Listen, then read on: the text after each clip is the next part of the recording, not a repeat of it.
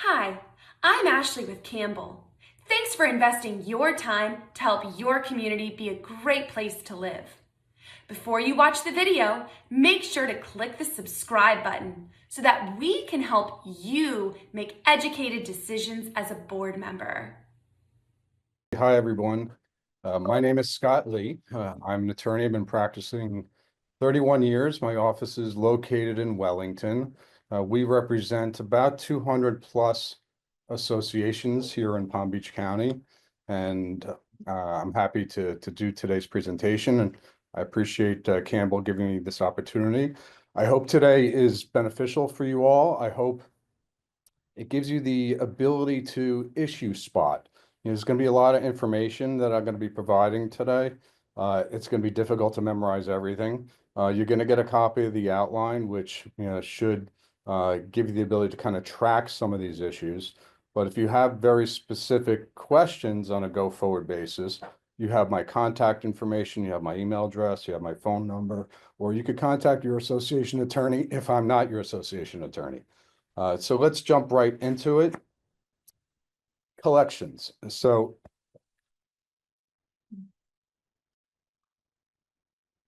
let's start with policies and thought processes. My idea and my concept when it comes to collections is very simple and one-dimensional and straightforward. I believe in being aggressive. I believe you follow the statutory mandates as aggressively as you possibly can. Not to be mean-spirited, not to be difficult on your fellow members if you're a board member or if you're a property manager, but to do what's necessary for the best interests of your particular association.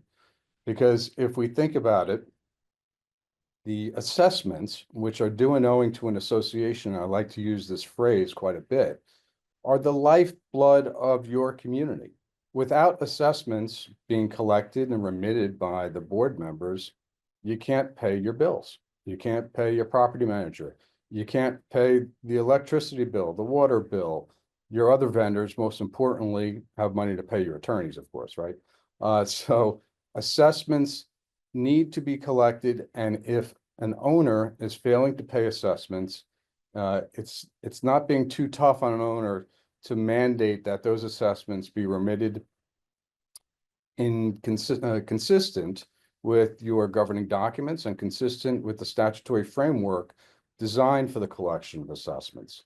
And I always like to say to owners and to property managers, board members, when you have an owner complaining about a certain assessment or a delinquency, I like to remind folks that the owner did not have to move into a community association.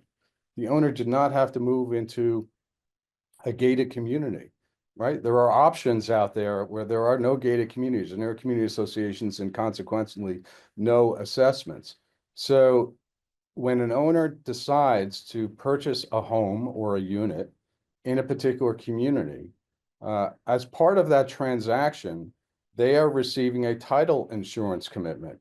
And that title insurance commitment, excuse me, will make reference to the fact that there's a declaration of condominium, if it's a condominium, or declarations of covenants and restrictions, if it's a homeowner association or something similar sounding. And they take title to their property subject to those parameters set forth in those governing documents. So the owner, think about it this way, voluntarily agreed to move into the community and to abide by those strictures, which includes the payment of assessments in a timely manner. When I take over a community or when there's a new board of directors that takes over or a new property manager, it's good to set a new tone. Sometimes historically with some communities, they've been quite lax in terms of mandating owners pay assessments in a timely manner. And that usually turns out badly for the association. Why? Because it gets out there, so to speak, and in the ether that the other owners see that we're not really enforcing this assessment obligation so strictly. So maybe I don't need to pay, so timely either. So if you are a new board member, or if it's a new property management company or a new attorney, it's never too late to reset the tone in terms of the obligation to pay assessments. So the new sheriff in town phrase that I have in here, I think is particularly appropriate and useful.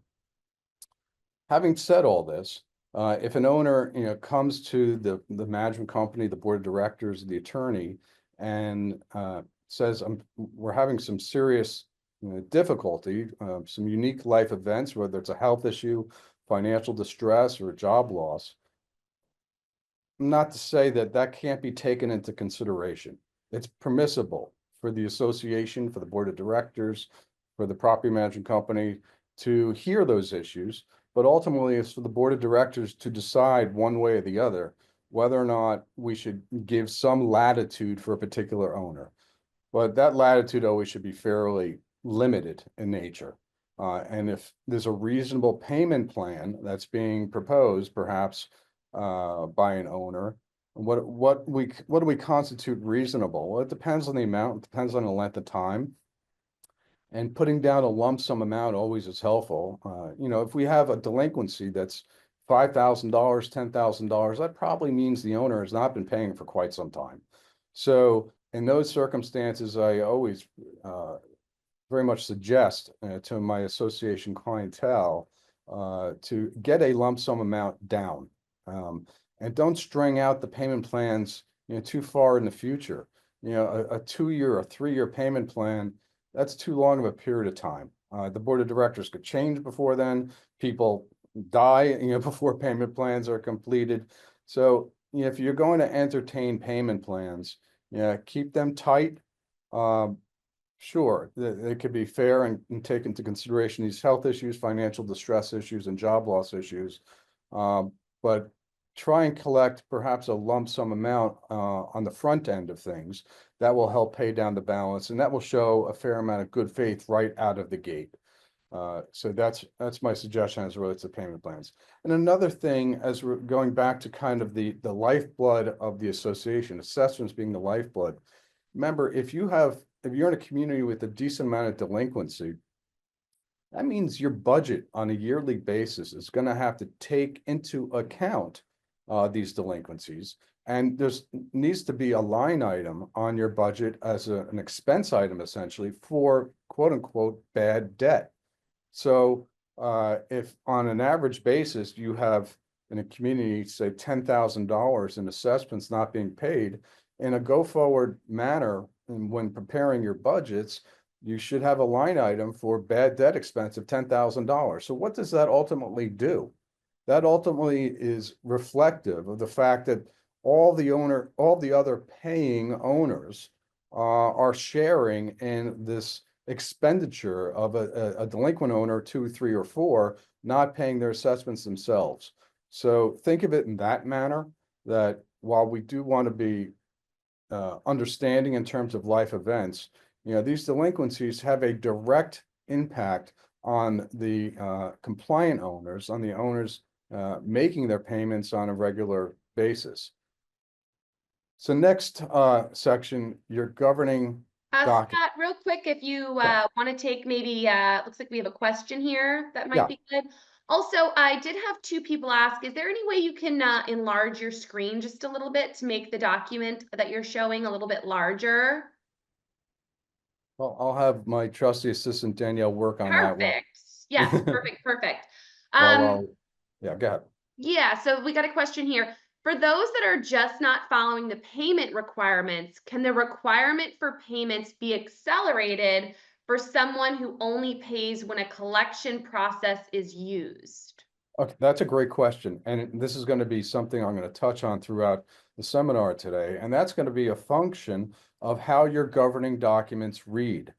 Because some governing documents of an association will contain something called an acceleration clause, meaning if someone misses their assessment payment, there's a provision along with other collection related protocol, procedures, rights, and remedies for the association to accelerate assessments, meaning if there's a delinquency, I've seen this, and this actually exists in my community's declaration. you could accelerate assessments by saying, not only do you need to pay the delinquency, the past due assessment for the past few months, but now we are mandating per the documents, per section X, Y, and Z in our declaration, you must pay 1 year's worth of assessments upfront right now, along with the delinquency. So yes, it can be done, but it comes down to, do your governing documents allow for that type of acceleration of future assessments? So that's where your attorney needs to dig into the collection section of your declaration to see if that type of language exists, or on a go-forward basis, if you're doing amendments to your declaration, that could be one thing that you might want to look to add, which I've done, several times on behalf of the communities I represent. Perfect. So thank you for that question, Ashley. Yes. So let's talk about when I say governing documents, what do I mean actually? Your governing documents boil down to your declaration, and if it's a condominium, and it's a declaration of condominium, or if it's an HOA, it's declaration of covenants and restrictions, your articles of incorporation and your bylaws. That's your governing documents. Now, euphemistically, I hear all the time, in an innocent way, folks misuse the word bylaws. Bylaws are one subset of your governing documents. Think of the declaration as kind of the heavier, more intrusive, key document with the real substance, the meat and potatoes in terms of how the community is going to function and operate, both from the association's standpoint, their obligations, maintenance related, etc., and same with respect to the association owners. So the declaration is the key document, and the collection related provisions that we're going to be talking about almost always appear in the declaration, not the bylaws. What are the bylaws? The bylaws, which some people again use as the phrase to describe the declaration, the bylaws are oftentimes just an exhibit to the declaration. It talks about the procedures for meetings, for how the board of directors is going to be configured, some of the details about perhaps proxies, quorum requirements, those types of things, procedural in nature, separate and apart and distinct from what you see in your declaration. Once in a while, you'll see some of the stuff that commonly is incorporated into the bylaws built into the declaration, but typically the bylaws are just procedural. So don't focus on the bylaws when looking to see if you have the right collection related language. Look at your declaration. Articles of incorporation right in the middle there rarely have anything of importance. Once in a blue moon it does. Typically for very, very old communities, you'll have the draftsman build a bunch of stuff, quote unquote, into articles of incorporation. So you do want to double check your articles, but almost always, 95% of the time, the collection related provisions that impact your collection procedures and what you're able to collect from a delinquent owner are embedded in the declaration.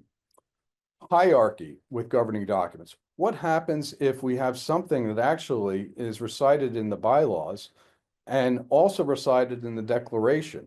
Which one controls? Well, in the order that I presented it here in my newly expanded outline, it says declaration, articles of incorporation, and bylaws. Declaration is the highest and best, and that supersedes everything else. Articles of incorporation come in second, although they rarely have much of anything of importance, and bylaws are third.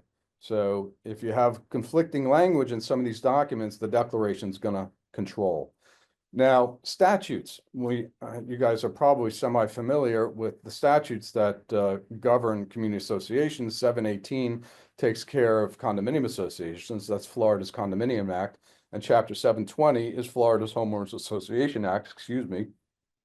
And if we have a few co-op folks here, a few shareholders and cooperatives, not too many cooperatives in the state of Florida. I actually represent 6 or 7 of them.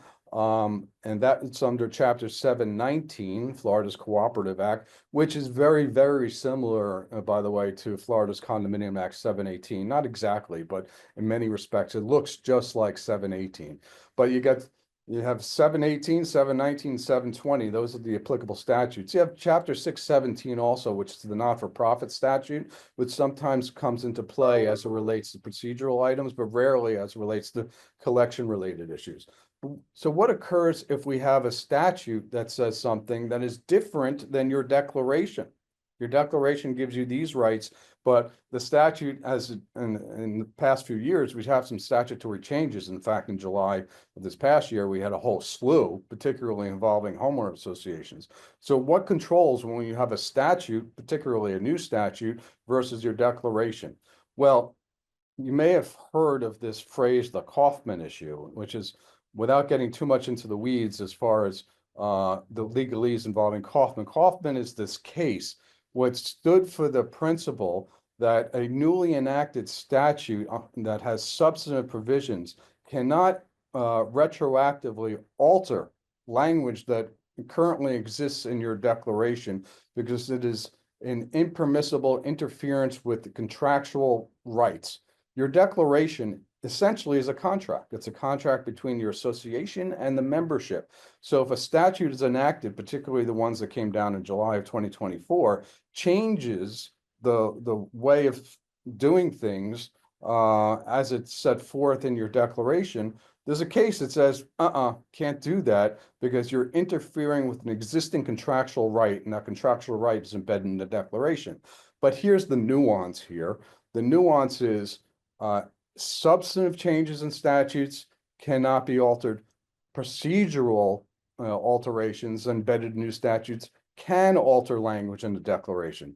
So cutting to the chase, basically collection-related procedures that may be set forth in the declaration, later on changed by a later enacted statute, the statute's going to control, because collection procedures are considered, not so coincidentally, procedural, not substantive, meaning the Kaufman issue does not apply.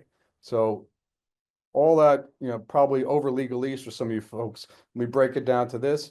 If you got something in the statute, that's what's going to carry the day, even if your declaration says something differently.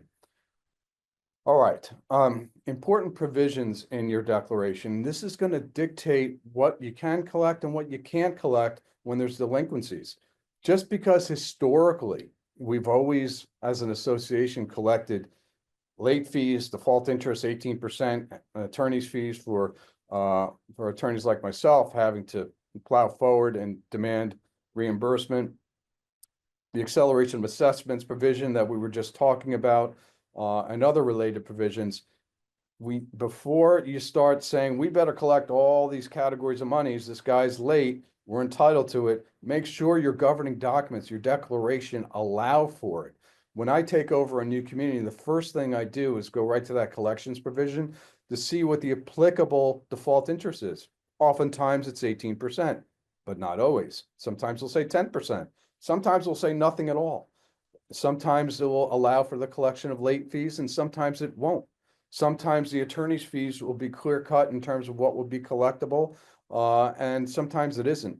So a close review of the collection related provisions in your declaration is critical to make sure that your notices that go out, starting with the notice of late assessment, which we'll talk about, and later on when I get into it and do the notice of intent to file lien, a claim of lien, and potentially foreclose, the amounts that we demand must be consistent with how your governing documents read. I oftentimes see a demand that we collect administrative fees as part of the collection process. Usually, management companies have administrative fees associated with the delinquency.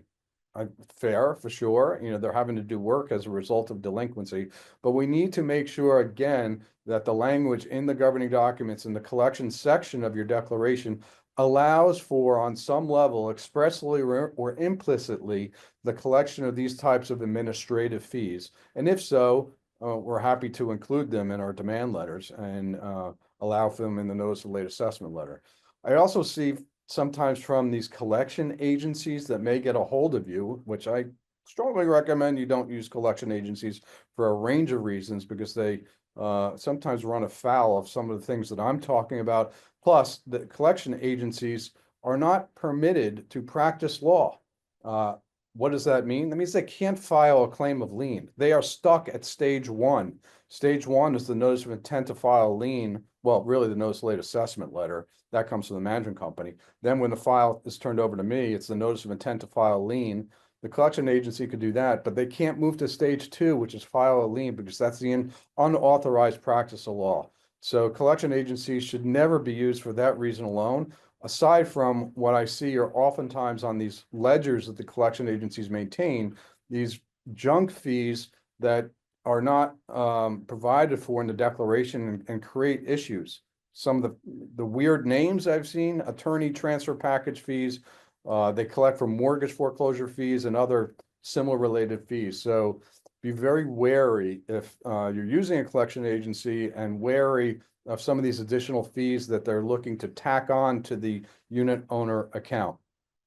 What about attorney's fees for participating in mortgage foreclosures? When there is a mortgage foreclosure, and this is one of the topics we'll get to, and then we're going to fast run out of time because I'm talking too much on just page 1 here. Attorney's fees related to monitoring a mortgage foreclosure, they're going to be incurred by the association, and it is important that the association participate in an active mortgage foreclosure for a range of reasons, just to track to see who the ultimate owner of the property ends up being at the conclusion of the mortgage foreclosure, as well as the potential to recover mortgage foreclosure surplus proceeds, another topic we'll get to towards the end. But what about the attorney's fees that we're having to expend to have Scott monitor this mortgage foreclosure? Well, unfortunately, it's not collectible unless your declaration allows for it. And whenever I do an amendment to a declaration, particularly the collection provision, I always look to incorporate that to allow the association to not just collect attorney's fees for going after the owner directly for the delinquency, but if the owner is in foreclosure and we're having to expend, we being the association, spend money paying Scott to monitor the mortgage foreclosure, that should be reimbursable to the association. So it's all about, again, the declaration and the provisions set forth, and making sure that there's enabling language, for those purposes. Okay. Oops, sorry about that. Good accounting, very simple. You have to have good accounting, because if I get the ledger, once it's turned over to me post notice of late assessment letter, again, we'll talk about these procedures, and the ledgers are indecipherable, or look like they have errors, or they're not making any sense, it's going to put a stop, frankly, to the collection efforts, because without proper accounting, garbage in, garbage out, as I say in the heading here, then I can't be secure in the idea that we know exactly what is owed by this particular delinquent owner. So you got to make sure these ledgers are accurate and current, and watch out for trying to self-manage your community, because if you don't have someone that's knowledgeable in the area of maintaining these ledgers, then more often than not, in these self-management situations, you'll have erroneous accounting, which will make it difficult, to do proper collections. So that's a large reason, among many others, not to go self-management and to use Campbell as your management company. Notice of late assessment letters, I mentioned a few times, that's probably the number 1 or number 1A letter that goes out. That has to be done precisely. And many of the management companies and communities that I work with will send me the notice of late assessment letter to look over, to make sure it's accurate, to make sure it's consistent with our declaration. Because if we have an error in the notice of late assessment that goes out, again, that stops me on the legal side from beginning my procedures, and I will then have to report back to the management company, the board of directors, guys, we need a new notice of late assessment letter. Please send a new one out, and here are the corrections you need to send out, and that's going to be a new 30-day period, so it just pushes everything backwards in time, so we want to make sure those notice of late assessment letters are correct. When a delinquency begins, and I get this from time to time, where owners will call my office, they will complain about various things that they assert as a defense, to a collection action, which are not proper.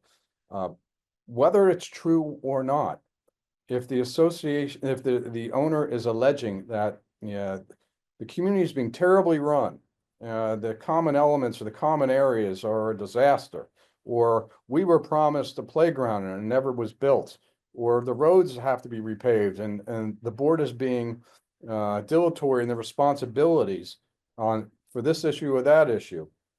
That is not a defense. It is never, ever, ever a defense to not paying assessments. Now, that owner may have other rights associated with what they may claim the association is doing wrong in terms of maintenance obligations or other related issues, but it is never a defense. It's a case right on point that says that type of argument does not interfere, impact, or in any way alter the association's ability to collect delinquent assessments. Promises of a payment plan, I hear this too. An owner will call and say, I spoke to the vice president and they promised I could just pay this out over a year. Well, no, that just because that may have been intimated or suggested by a board member, that's not binding at all. And it does not a defense to a delinquency. And, that doesn't preclude the board from agreeing to a payment plan. But prior promises or suggestions that will take into account your life event, it has no legal effect on the association's ability to collect. If an owner then says, well, wait a second, I heard that down the street you waived so-and-so's late fees and default interest, why aren't you doing it for me? Well, a waiver of certain late fees, default interest for a particular owner is not a selective enforcement issue, or it's not binding on the association. The association has to do that for everyone. Not saying you should waive late fees or default interest, but in the rare case where it's appropriate for one reason or the other, that doesn't mean on a go-forward basis that all owners should get the benefit of waiver of late fees and default interest for a certain time period. Receipt of the notices of delinquency, whether it's a notice of late assessment letter or notice of intent to file a lien. I hear that quite a bit from owners. I never received your letters. Well, all that matters, folks, is if the letter has gone out to the last identified proper address that the association has for this particular owner, and it's been dropped in the mail, the fact that the mail didn't get there, the fact that someone didn't receive their mail, someone went into their mailbox and took all their mail for it, doesn't matter. It's not a valid, proper defense. So as long as it's properly mailed and we have some proof of that, the fact that someone did not receive it is not a defense. So next one, trouble here.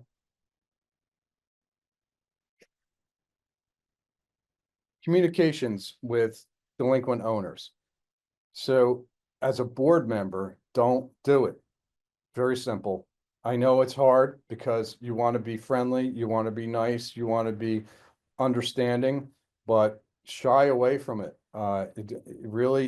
There's nothing really good that could come out of a board member speaking to an owner about their delinquency, because they will misconstrue something. They will think that you promised something, even though it's not a binding contractual commitment on the association's part. It just creates confusion, ill will.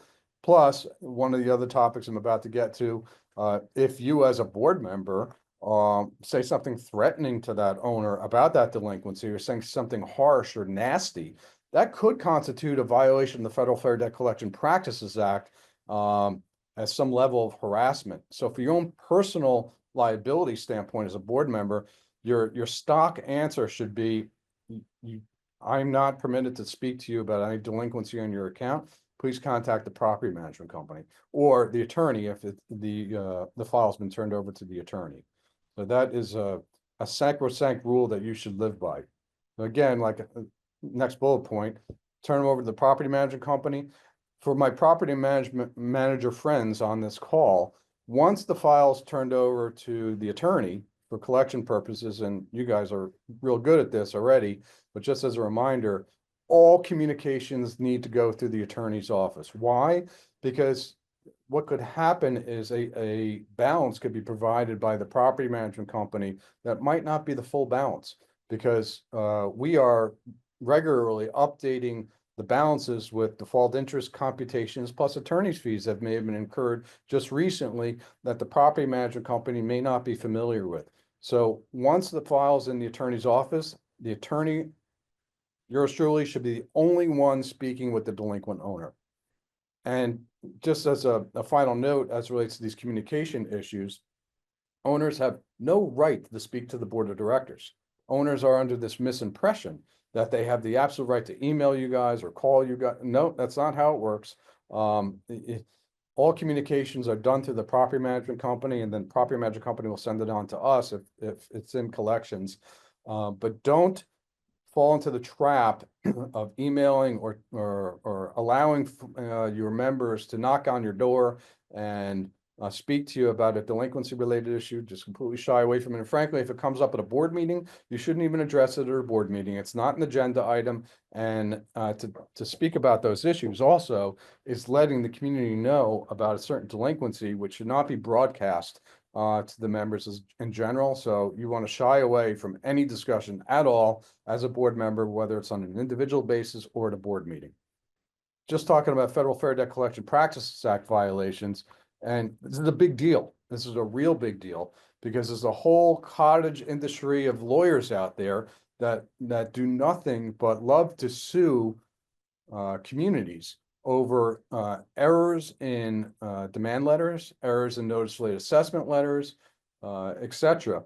Which what happens as a result, these are typically federal district court cases. It's also Florida's Consumer Collection Practices Act. Those are kind of the brother and sister of statutory collection, erroneous procedures to which the owners have a right to collect actual damages if they were provided a collection letter that has wrong information.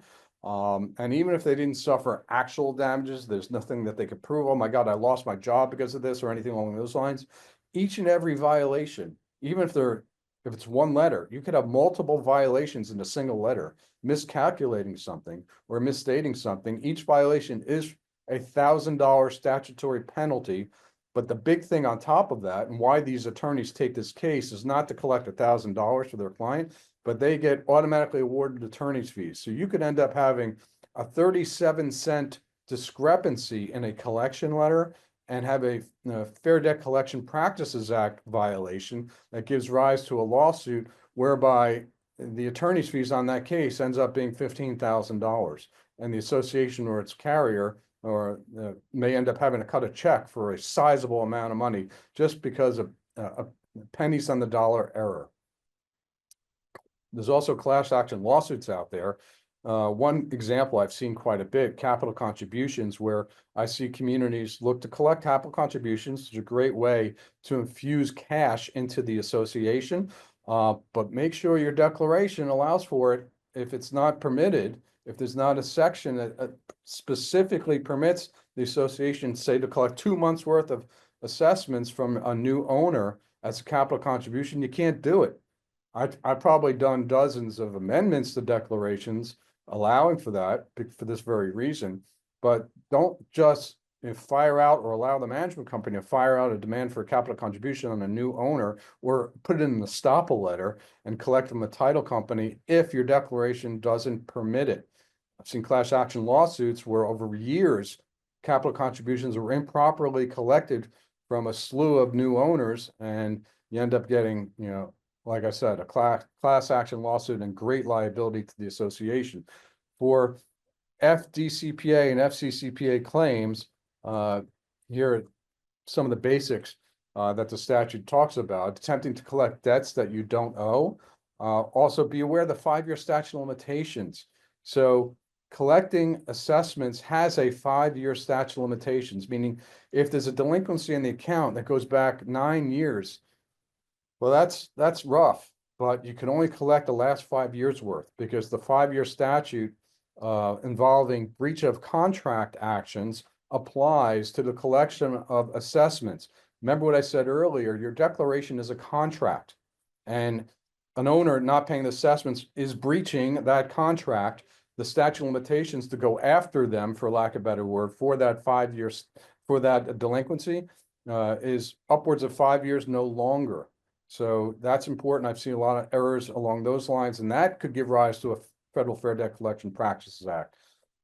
Sending written notifications with insufficient information, that's usually not a major problem, but sometimes there's too much information or erroneous information in that collection letter. Taking or threatening to take legal action. Well, sure. I mean, it's okay to threaten legal action if the legal action is permissible, if it's allowed for in your governing documents.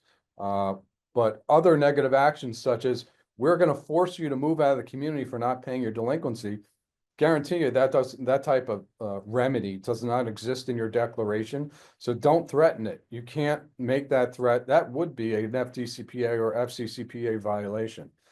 False statements or misrepresenting themselves or the debt. Again, if you're going around or posting on a bulletin board saying this person is massively delinquent in their dues and feel free to contact them because it's affecting all of us. Well, if that's not correct, that's going to be a statutory violation. So, and you should never post on a bulletin board a delinquency list anyway, because that will be engaging in the next bullet point in an act of harassment. So you don't want to do that. You don't want to disseminate around to the owners. These are the 10 folks not paying their assessments. Feel free to remind them that don't do that. Now, everyone's entitled to a copy of unit owner ledgers. That's an official record. So if someone makes a proper official record request for a particular unit, then yes, you will have to turn it over. But don't freely just give out this information. You'll end up in trouble with the Federal Fair Debt Collection Practices Act as well as the FCCPA Act. Statutory mandates and the step-by-step procedure. So I've said a few times, the notice of late assessment letters. I'm sorry I'm talking so fast, but there's so much material and I need to get through it. And Ashley has said she's going to cut me off in 23 minutes. So notice of late assessment letters, that's really step 1 or 1A, depending upon your policy at the association. That is a document that has to be sent out not by attorneys, because attorneys are not permitted to send this out and charge for it. So that's why 95% of the time it's the property management companies that will send out the notice of late assessment letters, it's a statutory form. It has the categories, the amounts that are due and owing, the assessments, late fees, default interest, maybe administrative fees as well. And that goes to the owner. The owner then has 30 days to pay or not pay. Nothing can be done during that 30-day waiting period. But let's say 30 days goes by, it's been sent out and the owner has done nothing about it and delinquency still exists. Then the file comes to the attorney. And that's when we will do a notice of intent to file a lien. That looks like a demand letter, but it has this notice of intent to file lien type language. It also recites all the different categories of the amounts due and owing, similar to the notice of late assessment letter. That letter goes out from our office.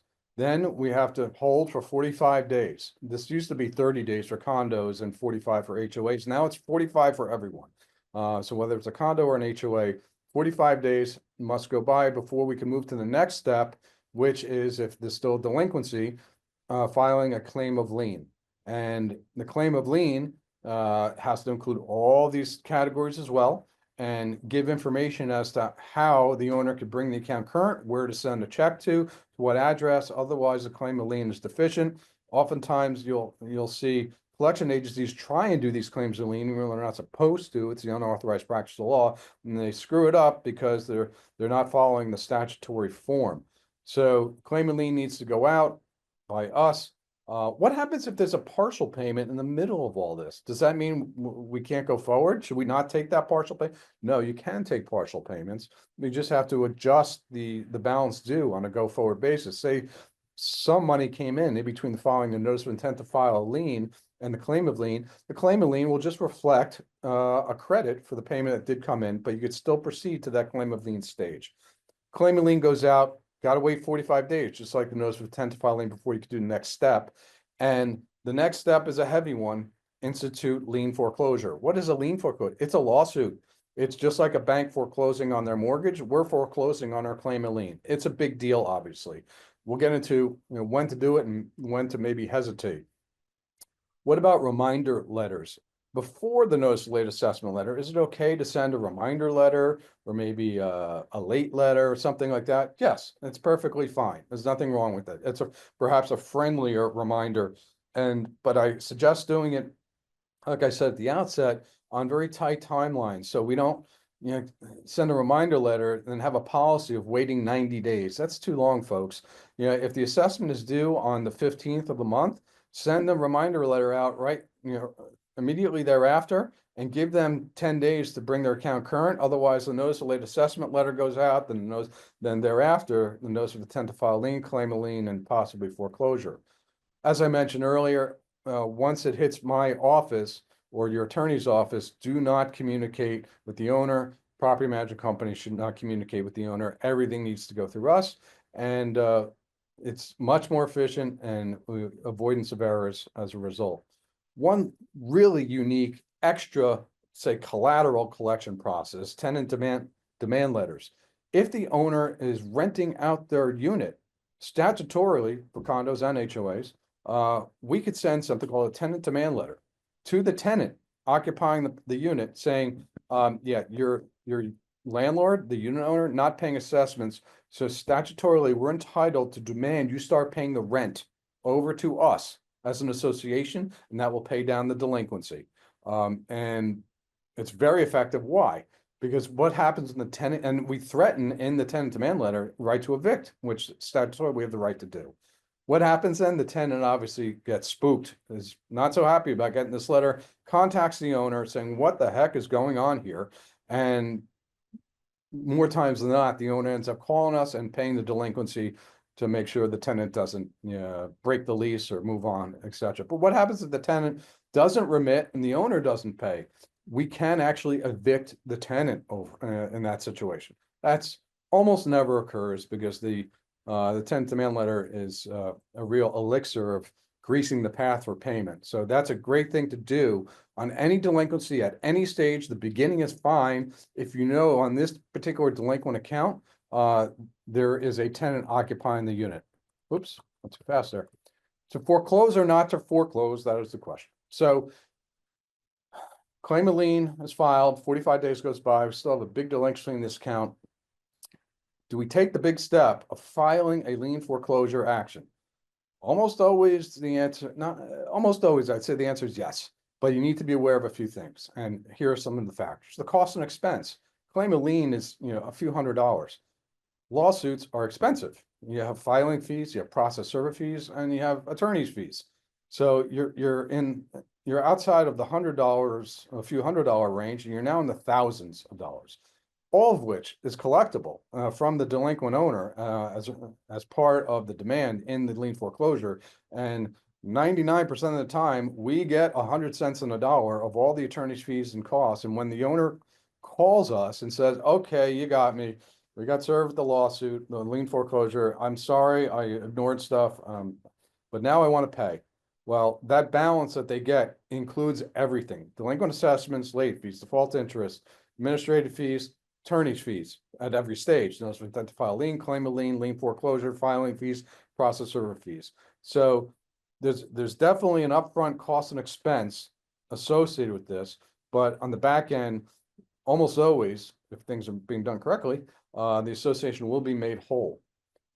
Other points or issues to look at: is there an existing mortgage foreclosure? And we always look for that, because if there's a mortgage foreclosure pending, it probably doesn't make a tremendous amount of sense to file a lien foreclosure, because the bank will likely conclude their mortgage foreclosure before our lien foreclosure really gets too far along.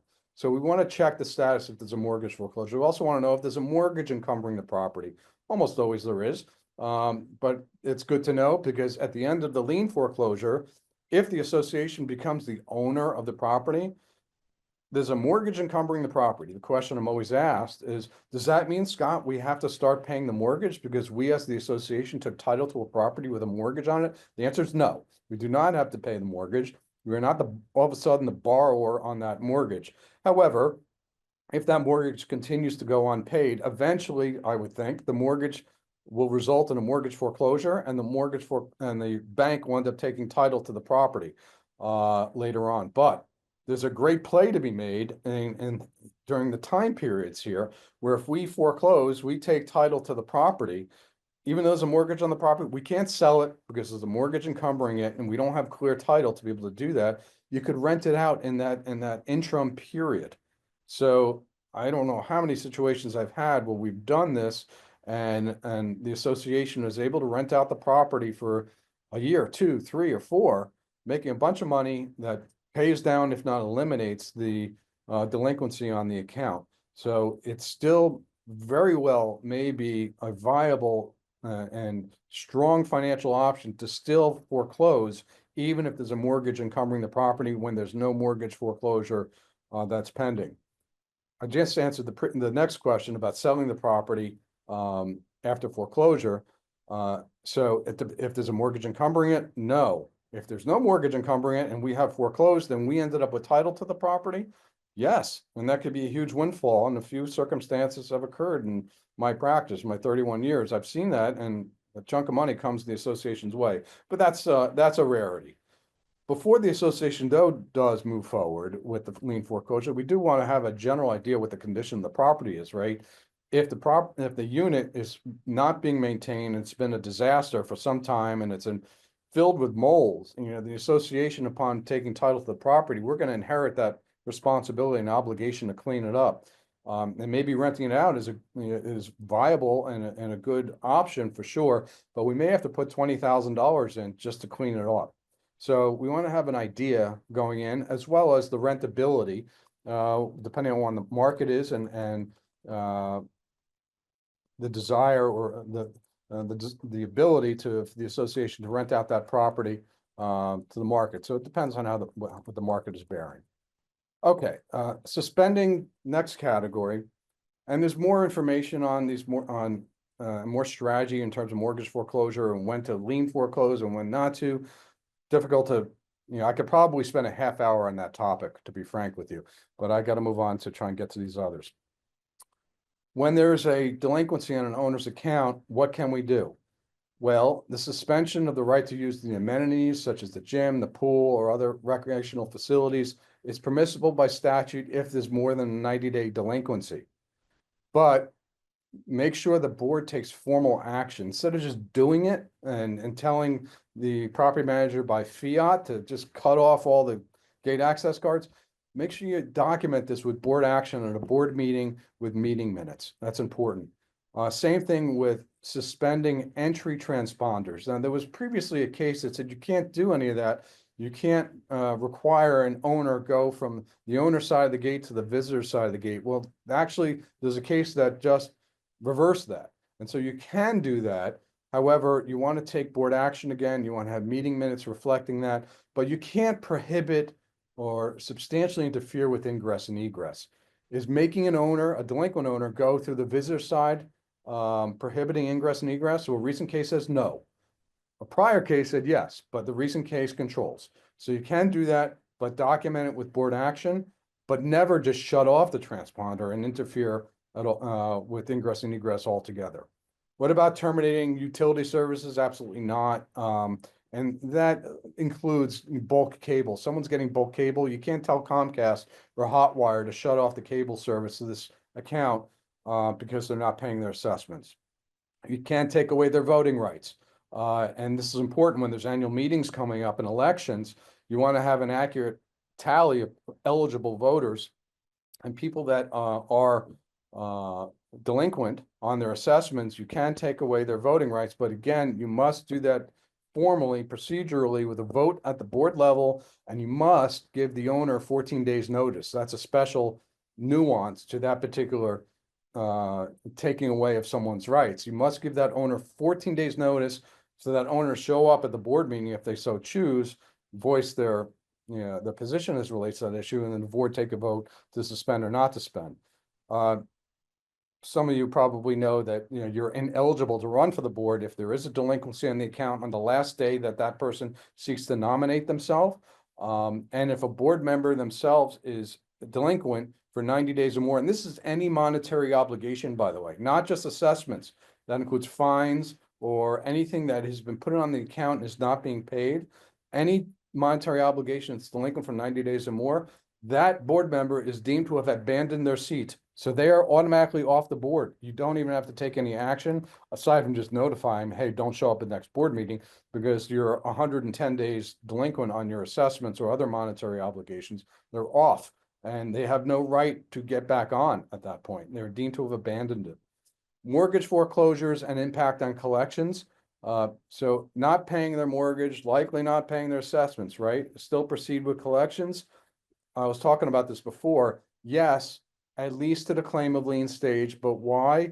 Why? Because surplus proceeds potentially could come into play. If the mortgage foreclosure goes forward and there's a sale and the balance on the mortgage, say, is $200,000, but the unit is worth more than that, and you have third parties bid at the foreclosure sale and there's surplus, there's extra money, and that bidder bid 350,000. The clerk is holding 150,000 in surplus. What that will mean is subordinate lien holders, which means us as an association, if we filed a claim of lien, although there's some exceptions to that, if we have a claim of lien, then we are a subordinate lien holder and we can make a claim for those surplus proceeds that we've collected probably over a couple $100,000 at this point in surplus proceeds. It's one of my favorite things to do because it's like found money for associations and unexpected found money. So that's why you do the claim of lien. So you get your lien status in there. That way you'll be able to state that you are a subordinate lien holder, and you could make your claim both for property tax deed sale purposes as well as mortgage foreclosure sale purposes. Monitoring the mortgage foreclosure, very important. We have to file an answer to the complaint, not to challenge the mortgage foreclosure, but just to get in the case. Why do we want to be in the case? Because we want to see, A, if there are surplus funds that become available, and we will be notified as such if we're a party in the case. If we're not a party in the case, or haven't filed an answer, and we've just been defaulted out of the case, we won't really know about it. So that's reason enough. But secondly, when the mortgage foreclosure is concluded, certificate of title is going to get issued to either, almost always, but not always, the bank as the successful high bidder or a third party who bought the property at the foreclosure sale. And if, depending upon who is on that certificate of title, will dictate, how much we could collect in sometimes for past due assessments, sometimes for all the past due assessments up to 5 years, and sometimes just for assessments on a go-forward basis. Note, as it relates to litigation in general, which encompasses mortgage foreclosure litigation, massive rule changes at the civil procedure level, handed down by Florida Supreme Court, making cases go much more rapidly through the system. Probably a good thing, putting a lot of pressure on guys like me to make sure we have our ducks in a row in every single case. And cases that used to take 3 or 4 years, mortgage foreclosures and others, are now going to be rammed through in less than a year or about a year. So that's positive for associations because we want these mortgage foreclosures to be concluded.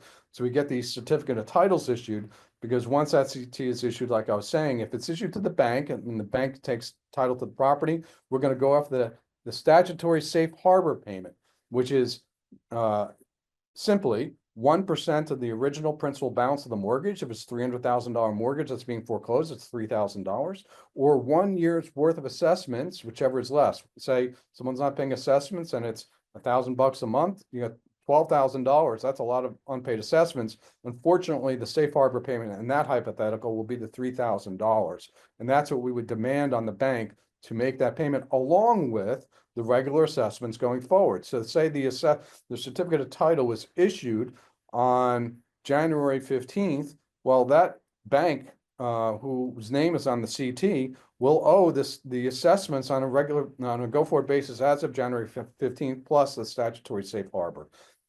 If a third party bought the property, it depends then on the language in your declaration, and this is kind of a repeated theme throughout this presentation. Look at your documents, or how the attorney needs to look at the documents, because if you have a third party buying it, depending upon the language, we may be able to go back to that third party purchaser and demand all 5 years worth of assessments that are unpaid, which could be a big number. And oftentimes those third parties had no idea what they got into, but they quickly find out and they realize they have to remit it. And it's a good way to get that balance on that delinquent account down to zero. Now, we can't collect interest or late fees or attorney's fees. There's a federal case as it relates to that. All new owners, bank or third party, you could, if there's a violation involving that particular property, that new owner inherits all those violations, and a go forward basis, you can impose fines. Surplus proceeds, I mentioned this a few times, one of my favorite topics. This comes in the context of mortgage foreclosure and property tax deed sales. When there's surplus, when there's extra money that comes into the hands of the clerk based upon the sale procedure, where property tax deed sales, for instance, if there's $15,000 in outstanding property taxes, the property goes to a tax deed sale. Some crafty investor is looking to pick up that property for 30 grand. There's going to be surplus, $30,000 worth. We'll get notice of that, and we'll end up filing a claim with the clerk and preserving our right to make a claim for those tax deed sale surplus proceeds. And with mortgage foreclosure surplus proceeds, same thing. We'll know of it. There's different time frames, 60 days for mortgage foreclosure sales for us to get our statement of claim in, and 120 days for property tax deed sales. And this is where the claim of lien is important. We have to include the copy of the claim of lien with that notice for property tax deed sales, underscoring, again, need to get through that claim of lien stage. There's still a court process for authorizing surplus proceeds, motions and hearings before judges and etc. So it requires attorney intervention. Don't do it alone. Don't do it by yourself. There's usually competing claims, and some claims may be made that are invalid or improper and will be subordinate to our claim. So this is intricate, complex stuff that we do quite a bit, and but it's a great way to recover some money. Fines and how to collect. Make sure with the fine procedure, you have to have a fine committee. You must have 3 persons. You don't have a fine committee, forget it. You can't collect fines, no matter how terrible the violation may be. So can't be related to board members, can't be board members themselves. Procedure, this is not done properly in a lot of instances.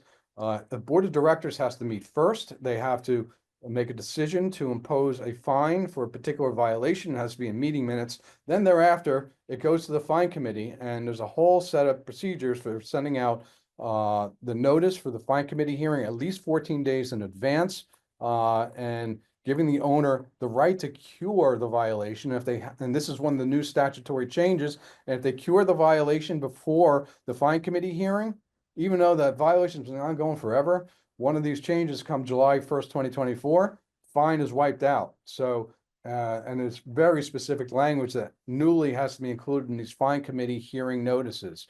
The hearing has to be held within 90 days, and you have to give the owner the ability to do this by telephone if they can't be there in person. Written findings have to be issued.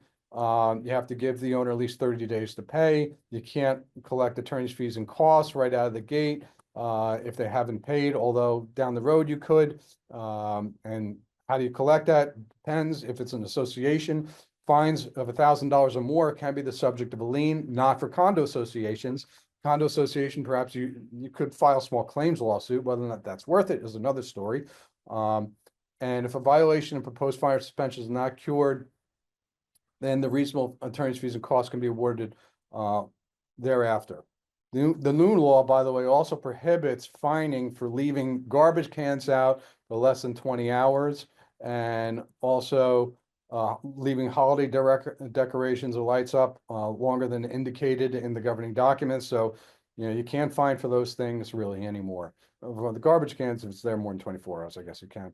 The new law also provides something involving pickup truck, commercial vehicles that's a whole category. I probably can't get to it today, but be aware of the commercial truck change to the July 2024 legislation, and commercial trucks, where we can't prohibit commercial trucks and commercial vehicles from parking on someone's driveway, except for Kaufman-related issues. So remember, I was talking about the procedural versus substantive. This is a substantive issue. So if your existing declaration actually has a prohibition against commercial vehicles parking, then the new legislation, July 1st, 2024, is not going to impact your right as an association to enforce the existing prohibition against commercial and work vehicles. But if you don't have that language, or you have Kaufman language that says your declaration is automatically updated by new legislation, then the new legislation is going to take priority. Lastly, the new legislation as of July 1st, 2024 allows parcel owners to make a written request for a detailed accounting of any amounts owed to the association. If the association fails to provide the accounting within 15 business days of the written request, Any outstanding fines are waived if the fine is more than 30 days past due. So if you get, we as attorneys, board members, property managers, you get these written requests all the time, whether it's an official records request, a written inquiry, or this is this new procedure that the legislature enacted saying, hey, someone has the right to demand an accounting, detailed accounting of all amounts owed. And you, association, you better provide within 15 days. And guess what? If you don't, any of those outstanding fines that accrued on that account wiped out. So be alert when these requests come in. Don't ignore them. They're very time sensitive. Get them to the management company and or to the attorney so a proper timely letter can be sent out. And so I'm 1 minute over. That's way better than I thought I would do. And I hope this was beneficial and useful. And we could take some questions or by email. Here's my email address. I think Ashley's going to provide that as well.